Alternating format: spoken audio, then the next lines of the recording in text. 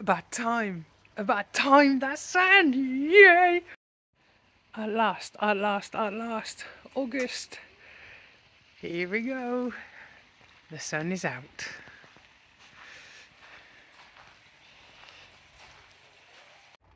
So this is my last chance basically to be able to feed the summer food from ProBites and also do my mix with the Sake Curry Growth and the Sake Curry Color Enhancing.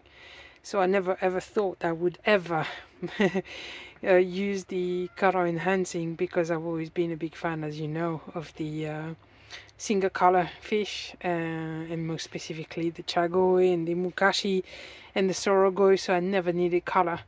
And luckily for me, I won this bag at the raffle at the Coventry show, the national show, and then I went on to win the Sake Curry Growth at the koi competition. So if you've never heard about the koi competition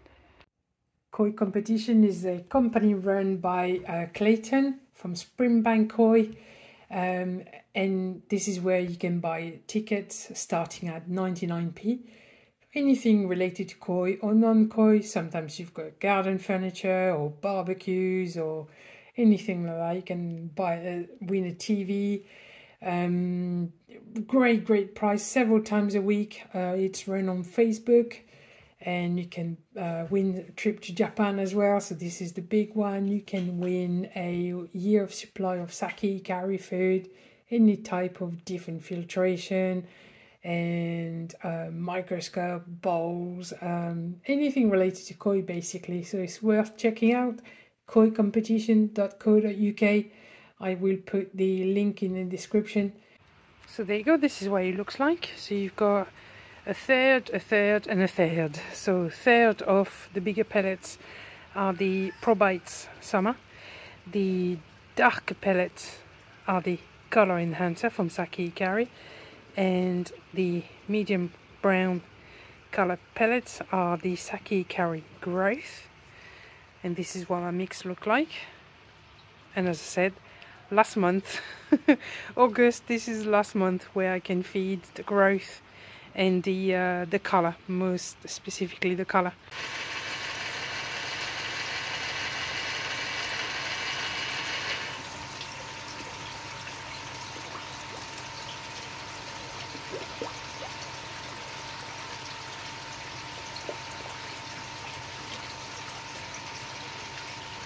She has grown so much that you can see at the, especially at the front, just behind the gill plates. I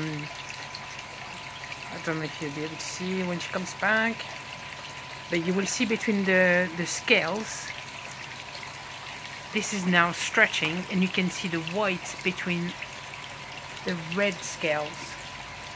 And this is the reason why I'm feeding colored food now, because I need, she obviously has that red pigmentation, and now what I need to do with the colored food is help the skin to come back up to that red color.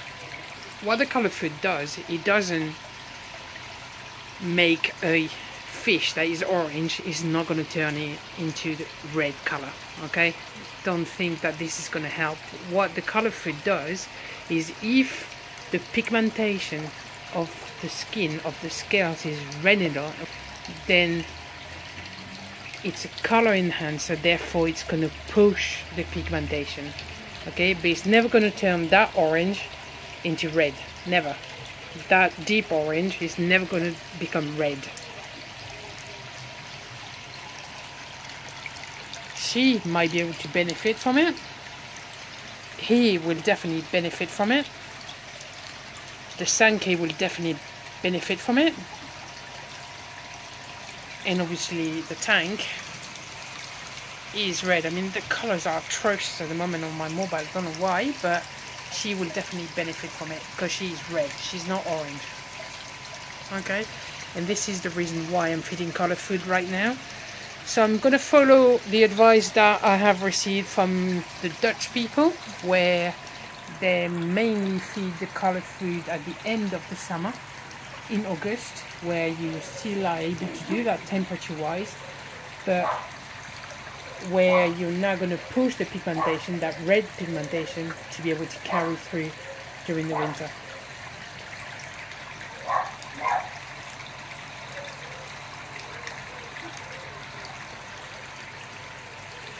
The Sankey, you probably can't see that on the video, but the Sankey has really grown as well.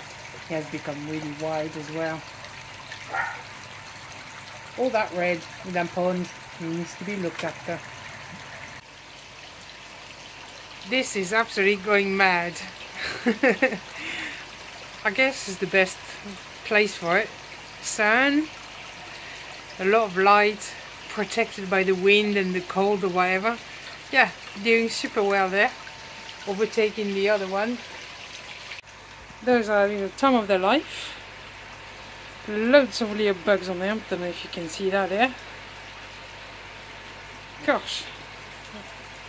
They're eating like mad.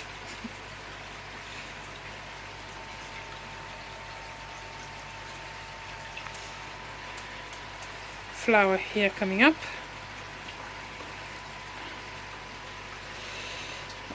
I know some people are into bonsai, I'm into carnivorous plants.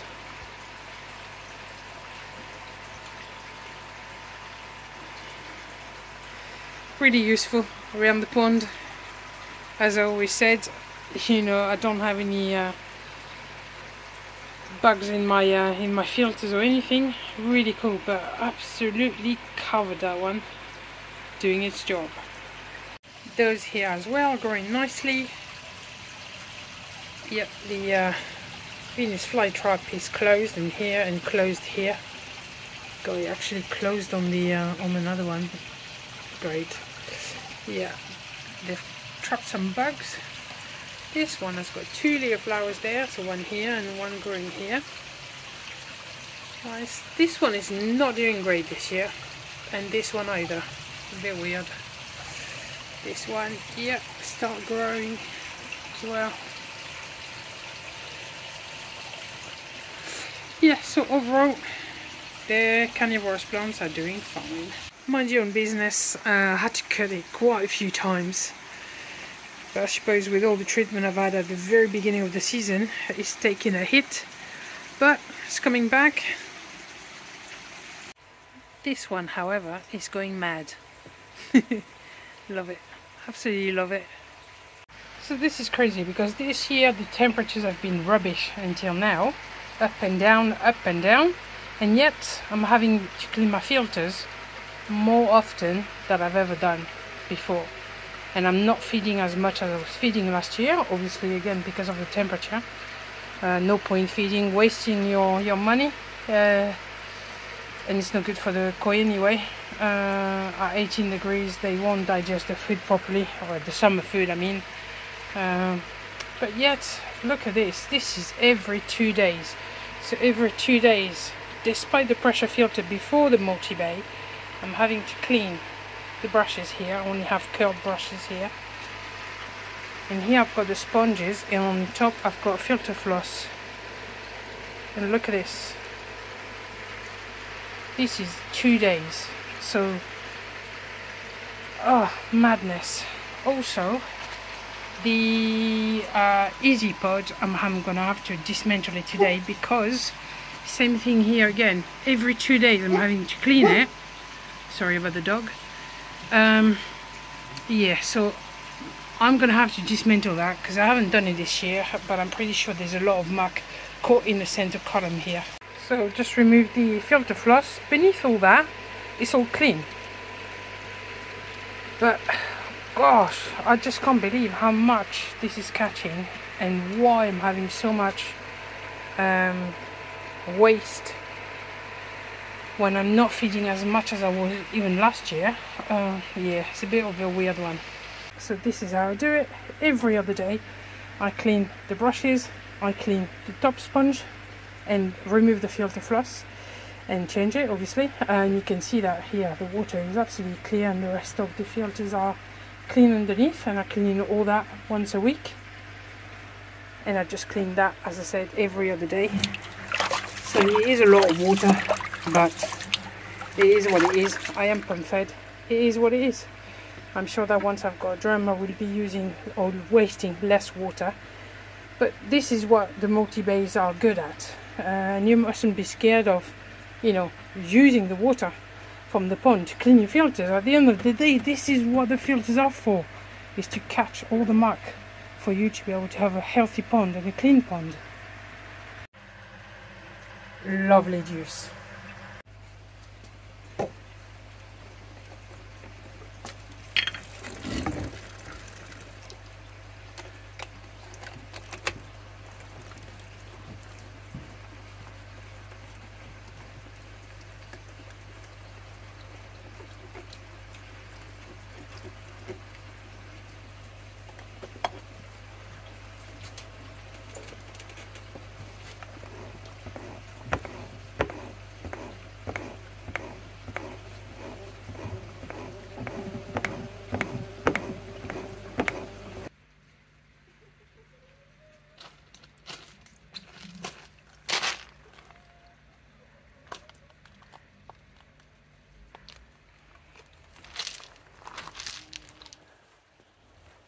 No wonder why this Acer is absolutely massive.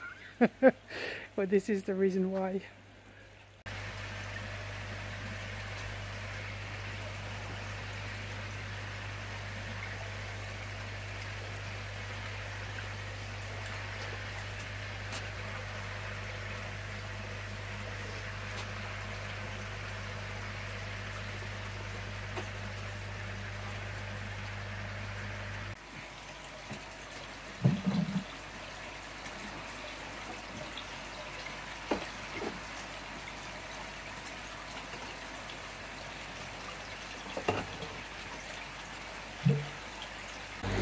This is one day.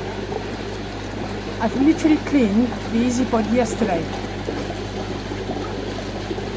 So something is not quite right in there. There must be some muck trapped at the bottom of that column.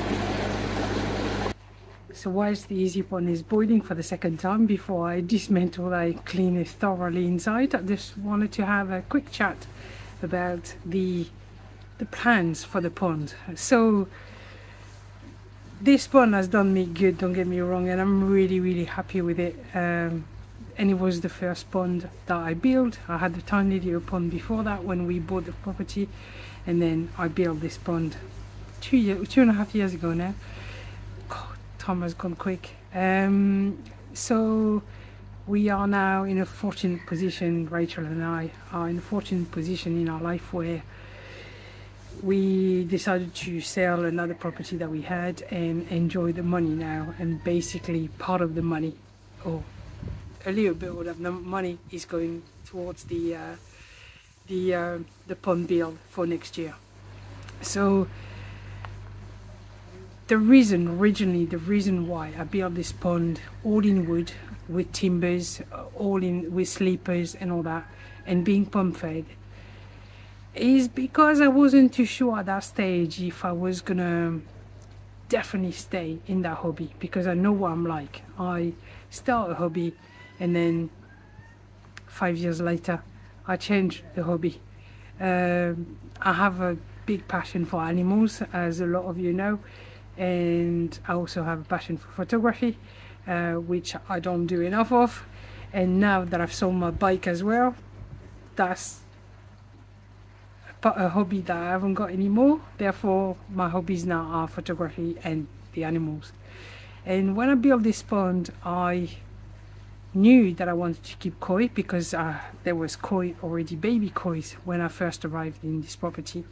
And then I decided to build this pond, and now it's definitely, this is a passion that has really got to me, and it's gonna stay, I'm afraid, for Rachel.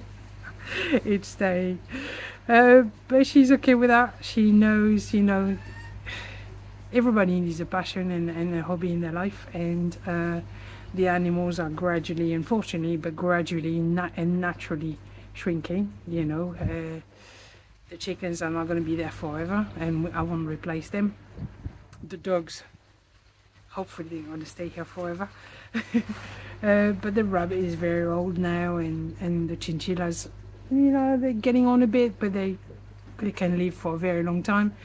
But my point is, I need to concentrate on one thing and one thing only. And the pond has really given me this thing where it calms me down, and I really enjoy it. It's more than a passion. It's as Martin from KWPR would say, it's not a hobby, it's a lifestyle. And he's right, it is a lifestyle. And that's the lifestyle I've chosen. And yeah, so the rebuild is going to be a much larger pond because it's needed, and that's the prime reason as to why I'm doing the rebuild. It's going to be brick build. So currently I'm on 3 meters long by 1.80 meters wide by 1.20 meters, and I do like that depth. I am not going to go any deeper, there's no point, there is no need. And so I'm going to go 5.5 meters long by 2 meters wide by 1.20 meters deep. So I think it's around 2,600 gallons basically. Yeah, so I think it's a decent size. It's a size that is still manageable for lots of reasons, for water consumption, for electric and all that. It will be heated because that is definitely needed. I am not going through this, like, I'm not going through what we've been through this year, where the temperatures are up and down, and I can't deal with that. The fish are growing, still growing, but I'm not able to feed like I would like to. So last year I was feeding as much as I wanted, but the filters were coping, but I had so many problems with my water, my tap water. This year I can manage that. I can manage that in a very simple way with Pond Detox formula and the Restore from Clayton. And the more I talk to guys who are high in the hobby, the more I realize that the Pond Detox is being used vastly in the high end of the koi world. So I'm glad that without knowing, I was able to choose that solution for me. And I'm not going to go RO, I don't think, for now, but definitely gravity fed, definitely a drum, definitely heated. So those are the plans. In terms of space, it's gonna be a bit of a tricky one because I still have the chickens, and they're only four and 5, and they can live until they're 10. No, sorry. And they can live until they're 10 or 13. It's possible. So my plan is to take all the back. Originally I wanted to put the pond here, but Rachel said it was a no because we still need to have a reef here because of the cormorant, because of the herons, because of the seagulls. It's something it needs to be done here, unfortunately, and fortunately as well, because I do like a roof. So I don't have to go ahead to take that side of the garden, but I have to go ahead to take all the back of the garden. So at the moment we are still at the drawing plans where the pond is definitely going to be at the end of the garden, but in full view of the garden. It's going to have 2 windows. It's going to have a big window at the front, and the current window I'm going to use it, but inside the filter house. So when I sit in the filter house, I still can see the fish during the winter and all that. The chickens, we're not too sure yet. We're either going to have to push them towards the right, or we're going to move them completely on the other side. We're not too sure yet. At the moment we are designing. And of course, if you get the go ahead to do a big project like that, it has compromises. So the compromises was we got to revamp the garden completely. Rachel said we are revamping the garden. So it's not just the pond, it's also the garden, which is fair enough, I get it. So there you go, this is where we are. I'm gonna go and dismantle that EazyPod now and show you what's inside. So despite boiling the EazyPod twice, what I can see here is that there's a lot of muck stuck on the rim there, which I do clean with a brush every time I boil the EazyPod. But also what I've got is, yeah, you probably won't see it, so I'm going to dismantle that and show you. This is the central column, oops, and this is what was stuck, and look at this, it's everywhere. There you go. How I don't have bacterial infection, I don't know.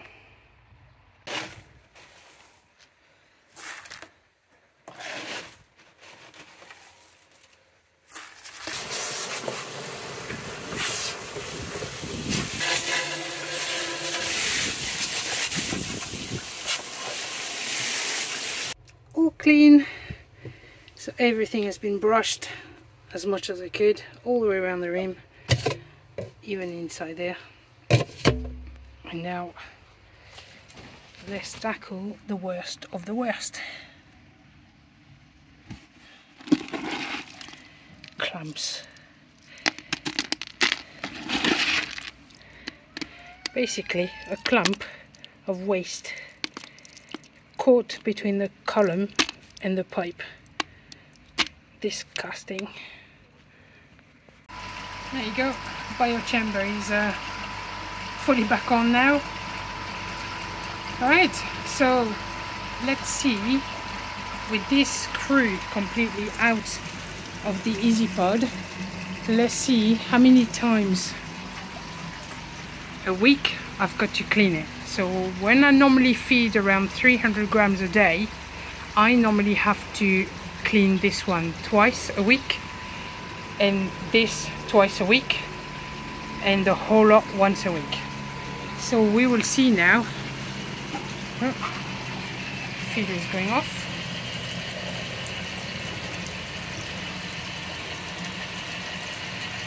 We'll see.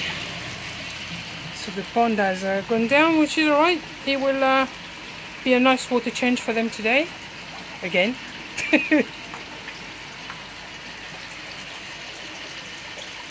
So there you go. So as you can see, it's a flaw in the design. It's exactly where the water enters through that through the grid, falls down along the pipe, then goes back up, and then finally inside the pipe to exit into the biochamber. So it's a flaw in the design. You've got to work around that, especially when you're pond fed, and you know, it's just something to be aware of, and you just have to clean it probably every 6 months. So I normally do it at the end of the winter and at the end of the summer. I'm not going to say it's the end of the summer, but I could see that I had to do it again. So there you go, guys. So I'm just going to turn around and show you the fish. Until next time.